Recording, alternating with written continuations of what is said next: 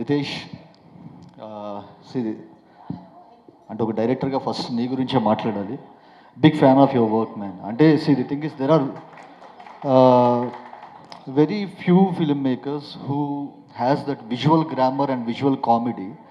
So అది నువ్వు pull off చేసిన విధానం వచ్చేసరికి నాకు మత్తు వదలరాలో సర్ప్రైజ్ అయ్యాను నేను, హ్యాపీ బర్త్డేలో సర్ప్రైజ్ అయ్యాను, దీనిలో కూడా వచ్చేసరికి surprise me again. So it's not so easy, you kept doing it again and again.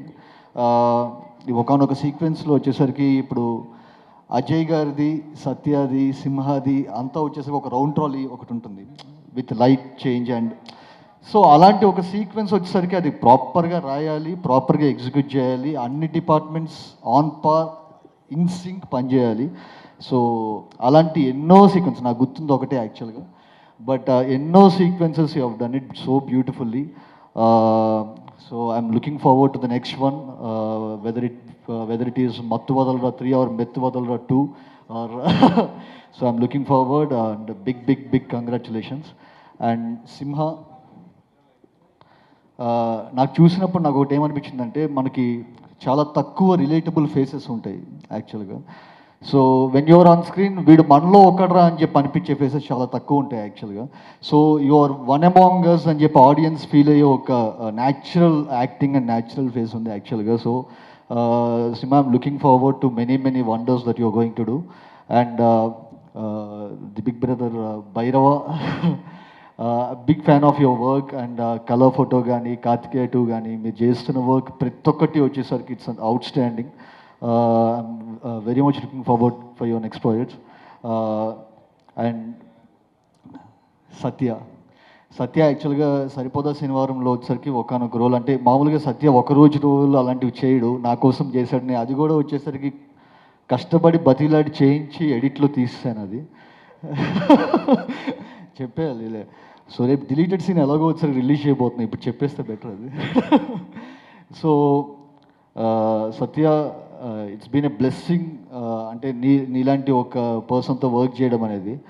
SJ సూర్య గారు మామూలుగా వచ్చేసరికి ఎవరిని పొగడరు. ఆయన సార్ యారు సార్ అవరు తమిళ్లో వడివేలు మాదిరి ఇరికారు సార్ ఇంకా అని చెప్పన్నారు. సో ఇట్స్ వడివేలు అంటే ఆయన వచ్చేసరికి ఆయన ఒక కల్చరల్ ఐడెంటిటీ అక్కడ.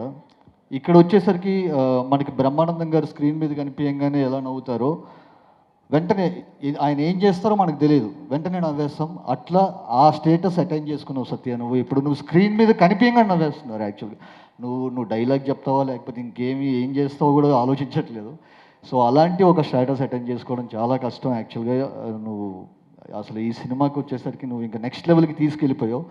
అండ్ నాకు తెలిసి ఆ క్లైమాక్స్లో 16 ఏళ్ళ వయసుకి నువ్వు వేసిన డ్యాన్స్కి మళ్ళీ రేపు వినాయక చవితి నిమజ్జనానికి మళ్ళీ ఆ సాంగ్ మళ్ళీ దానికే డ్యాన్స్ వేస్తారు అనుకుంటా అందరూ.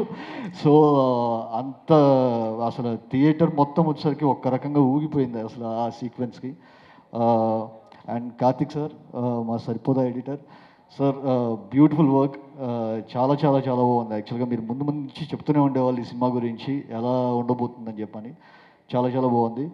అండ్ చెర్రీ గారు sir, congratulations for another block buster. And Raja and Sunil గారు, జీవన్, రోహిణి గారు సార్, మీ పేరు నాకు తెలియదు, బాజీ ఊర్నా కొడుక పేరు ఇద్దరు, వాళ్ళిద్దరూ చాలా బాగా చేశారు. So for each and every one to the whole team. And Naveen గారు అండ్ రవి గారు, congratulations on another block buster. Thank you so much.